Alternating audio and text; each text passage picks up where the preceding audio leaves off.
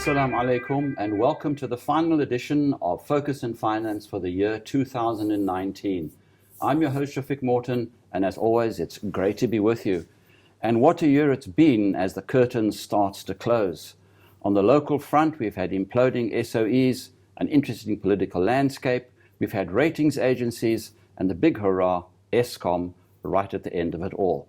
In today's show, the first half, we will have a look at the local situation, and after the break, we'll have a look at the global scene, where there's some slightly better news. But joining me in studio today is OASIS CEO, Mr. Ebrahim. Adam, assalamu alaikum. Wa alaikum salam, Shafiq. 2019 has come so quickly, and we've seen through it in a couple of weeks, inshallah. We'll look into the 20s. We got through it. That's the good news, I would say. But it certainly has been a very interesting and testing year, hasn't it? Particularly on the local front. And let's have a quick recap, and then after the recap, I think let's have a look at what is going to be the way forward, because we are in a tight spot right now, aren't we? Sure. I think, if it's been coming for a long time. It's not only corruption. And that's the point, isn't it? Yes, it's not only corruption. I think it's bad policy or lack of reform. We reformed in the 90s. And we then reversed some of those reforms. But reforming is a changing process. It's an ongoing, it's an evolution. And we stopped in the 90s. Mm-hmm. And a lot of the decisions in the 90s, while we put the reforms in place for strong economic growth, we didn't put the policy in place to restructure the economy to address that economic growth. So if you read all the counts, there was predictions that we'd run out of electricity in 2007 based on economic growth. And guess what? We ran out of electricity in 2007. Mm-hmm. And that should have been addressed in the late 90s, early 2000s. And then the transition of supply would have been easier. So some key decisions that were taken quite early on, and the lack of reform.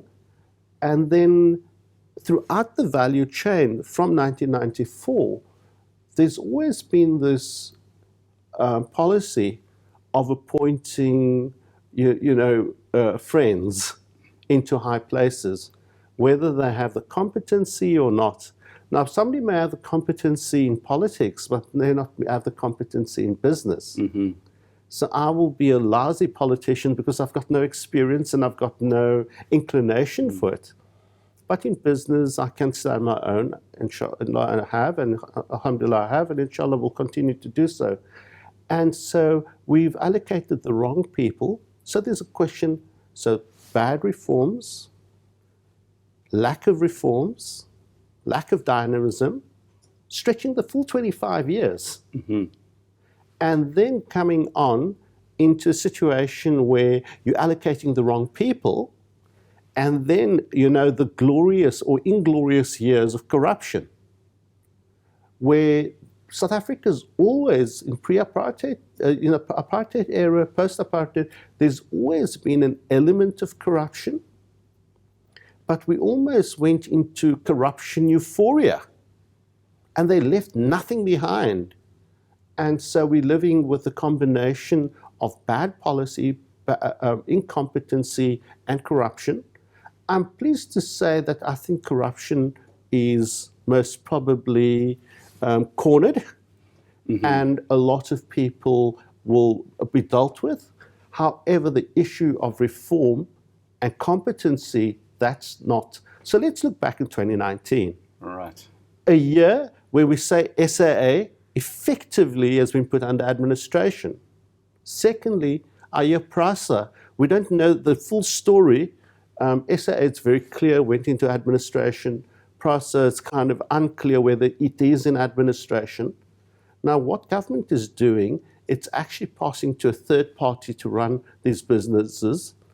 Now, what is good is that the administrator will deal with some of the bad contracts, so that's fantastic. The administrator in the short term will deal with the lack of competency. Mm-hmm. However, there's also conflict of interest when you put something in the hands of somebody who's there to make the maximum out of a short period. To what extent I would not want any business to go into administration. And if we think administration is a solution, then gee whiz, we are in a basket case. Mm-hmm. And, so you've put SAA, PRASA in there potentially, and then the other SOEs are in a terrible situation, and through incompetence, poor reform, and corruption. However, you take all of that together with rising government debt, rising fiscal deficits, it's now become a point where, hey guys, we've had many years of subpar economic growth, and more recently, no economic growth. Now that can't be right. That we actually have, it's time now, if we don't wake up, mm-hmm. we're going to enter this period where not having electricity doesn't matter because we may not have an economy. So it's really time for our appeal to the government, to the president, to our leaders. It's time to stand up. It's time to be decisive. It's time to make that tough decisions on reform, deal with the SOEs, liberalize the economy, increase competition, especially on the supply side. We're very good stimulating demand. We can go buy new Japanese cars or German cars or overnight, and we've got the finance for it. But ask us to produce something. We don't have the electricity, we don't have the skills, we don't have the infrastructure. And so let's start there, get the right people in, increase competition, and prepare this economy for the beautiful growth opportunities of the fourth industrial revolution. To business, businesses haven't been set the scenes of a blaze of glory and quality and sustainability. Business still has a terrible carbon footprint. So by dealing with things like ESG and SRI issues, you can actually stimulate growth through business. But importantly, businesses have also had their items of poor governance. We just don't have to look further than Steinhoff and Tongaat. Terrible governance. None of those, we vote against all those non-executive directors on both Steinhoff and Tongaat. We vote against them because they haven't fulfilled their mandate of looking after shareholders' interests and stakeholder interests. And then within the governance, the remuneration of executives. So both Steinhoff and Tongaat's executives have been paid. We have to restructure executive reward, pay as much of the incentives in shares, and make those shares vest 5 and 10 years after the person retires or leave. So if you look at the case of Tongaat and Steinhoff, where the shares have declined 90%, then the people who created that situation would also have their wealth decline 90%. Now they've walked away with a huge amount of wealth, and the rest, the workers and the rest of the population, shareholders, struggle. The third element is labor. Labor needs to come to the party. We are in a situation where we cannot have the wage increases. We need to focus on productivity. Like the private sector, like government, we need to focus on SRI, and we need to position ourselves by upskilling for the fourth industrial revolution. This is the time now when we have to say, let's look after the long run by working hard in the short run, because the best way to save jobs and to grow jobs is to sacrifice today. So labor has a very, very important contribution to make. And then finally, citizens.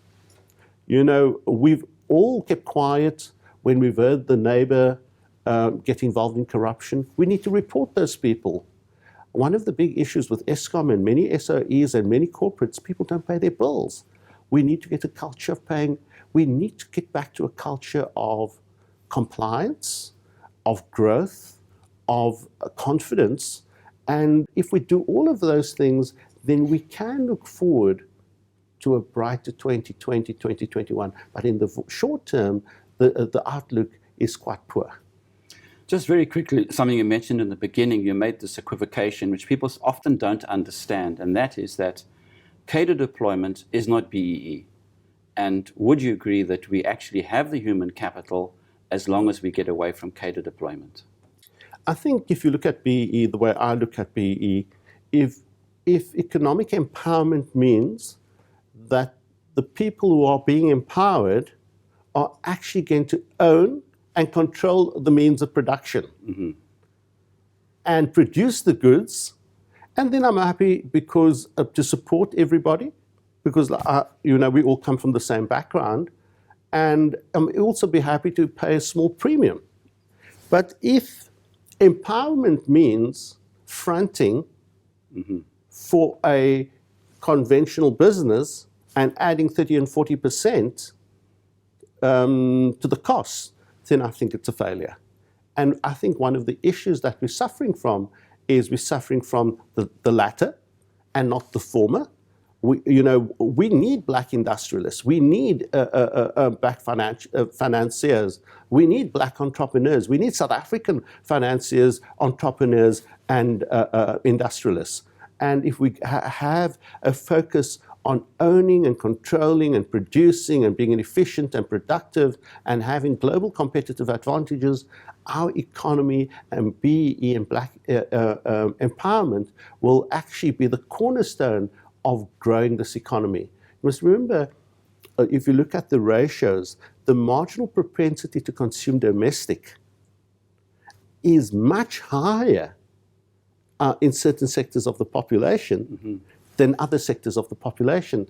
And so lower income groups have a much higher marginal propensity to consume locally. So imagine if we had the power, we had the supply, and we started dealing with our poverty issue, right?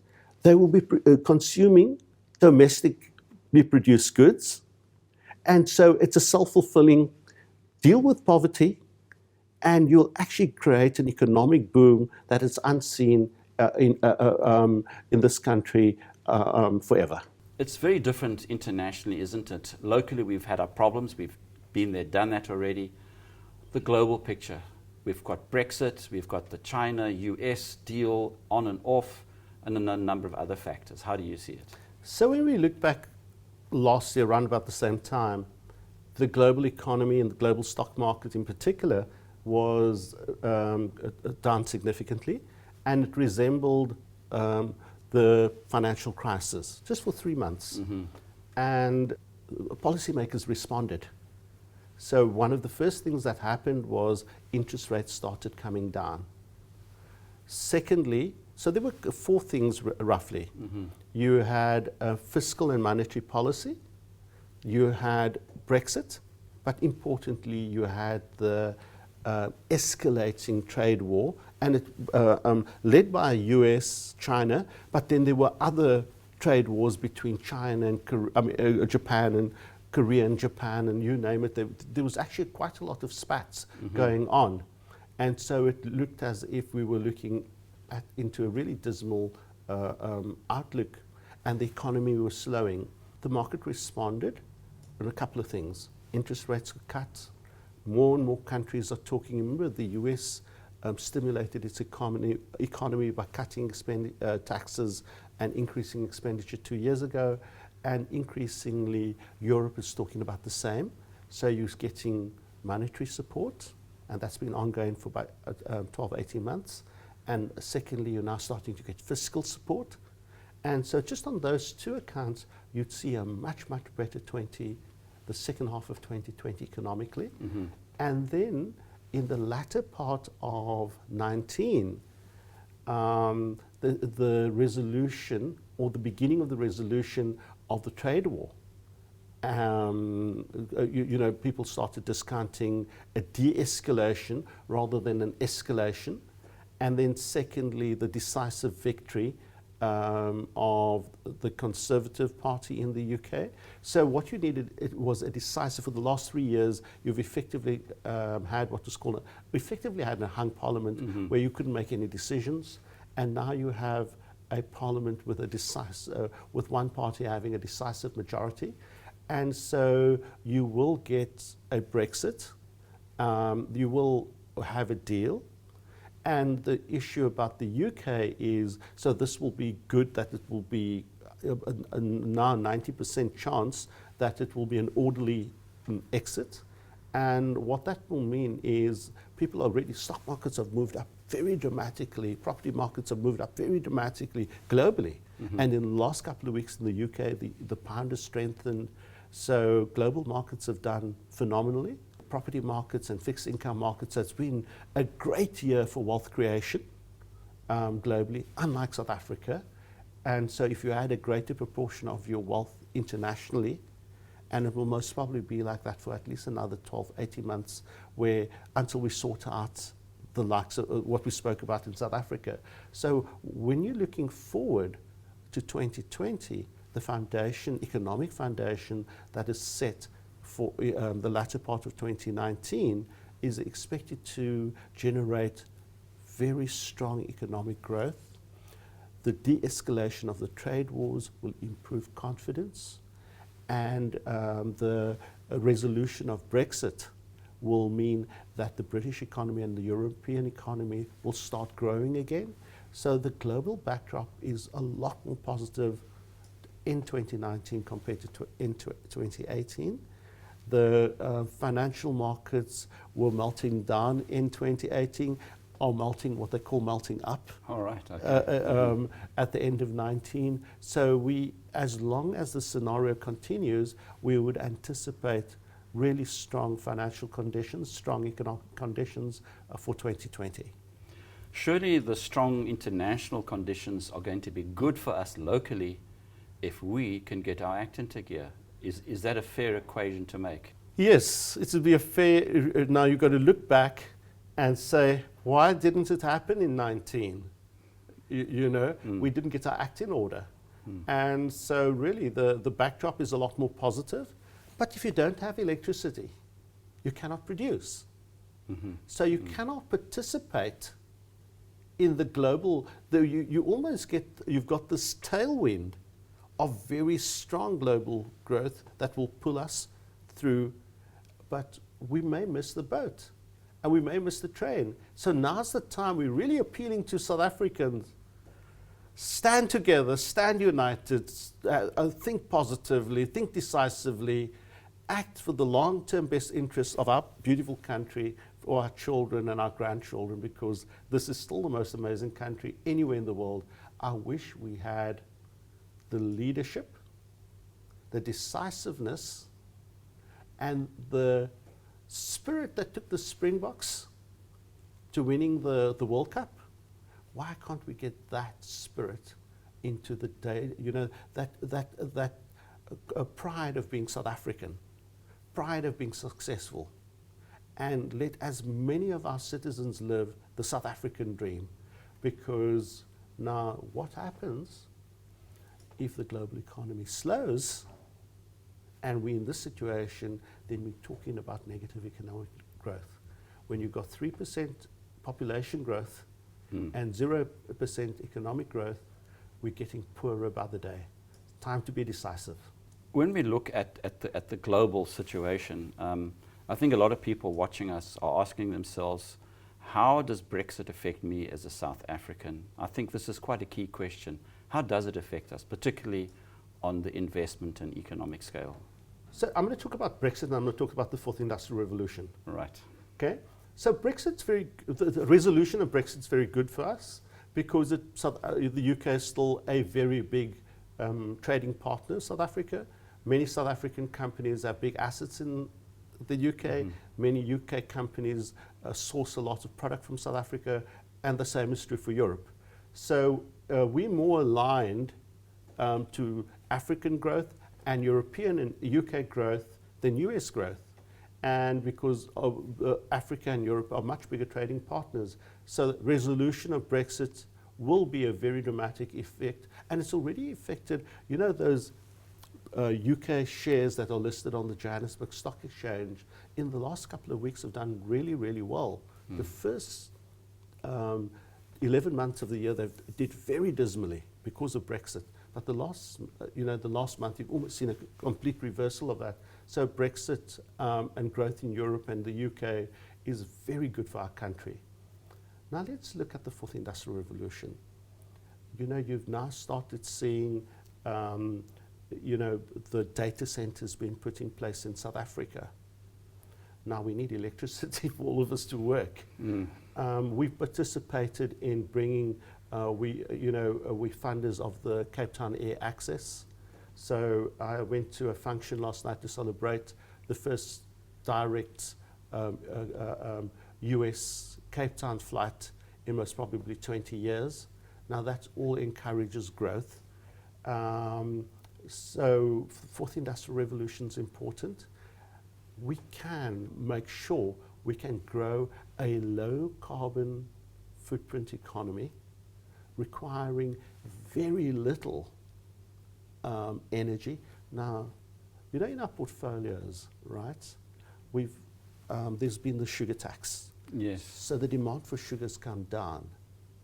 But the interesting thing is the sugar cane is a biofuel.